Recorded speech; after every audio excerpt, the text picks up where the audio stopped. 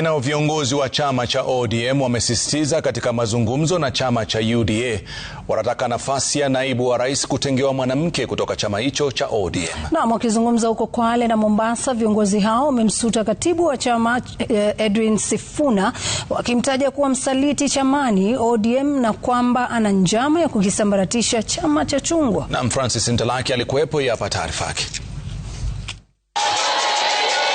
Kikosi cha ODM kilitua Likoni, kaunti ya Mombasa kabla ya kuzuru kaunti ya Kwale, wakiendeleza misururu ya mikutano ya Linda Ground, wakiongozwa na mwenyekiti wa chama hicho Gladys Wanga na naibu kinara Abdulswamad Sharif Nasir. Viongozi hao wamekariri kuwa chama cha chungwa kina umaarufu na uungwaji mkono mkubwa nchini na kitakuwa kinalenga nafasi ya naibu wa rais ambaye ni sharti awe mwanamke kutoka chama cha chungwa iwapo Rais Ruto anataka kuwabwaga wapinzani wake mwaka ujao.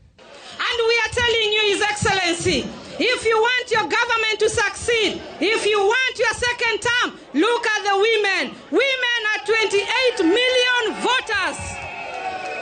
As we go for negotiation, me as a woman with my fellow 28 women, we are saying Deputy President shall, will, inshallah, be a woman from ODM. Na wale wanaona ODM lazima tubaki kwa mapambano. Sisi tupambane, wengine wakule.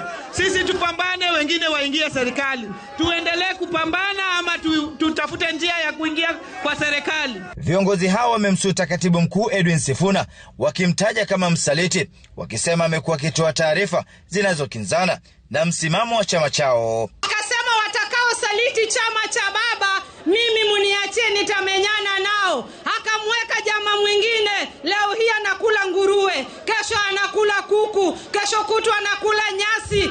Amepotea, amekuwa fisi. Kaile meza, hata mimi naona nimetosha kutetea maswala ambayo inamtetea mwananchi wa chini.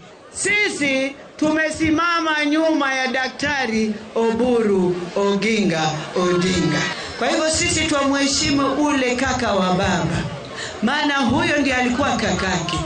Na sisi tunataka kuwaomba wale wengine, si mheshimu mzee, si ana hekima, si atatulinda. Wakimtaka kinara wao Oburu Oginga kuendelea na mazungumzo kati yao na chama cha UDA, wakisema wanalenga kuunda serikali mwaka 2027 badala ya malumbano chamani ambayo yameendelea kuzua nyufa. Mnataka maendeleo, mnataka maandamano.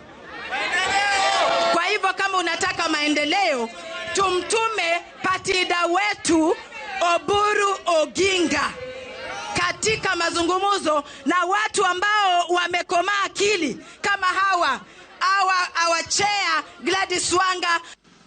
Hii mambo ya kila siku ya kwa sisi tuwe katika opposition haya yatamalizika. Yaani wewe kila siku sisi hiki chama chetu cha ODM tuwe katika upinzani. Chama cha ODM kinatazamiwa kuhitimisha ziara ya pwani hapo kesho, viongozi wakizuru Mombasa. Francis Ntalaki, Ringa ya Citizen.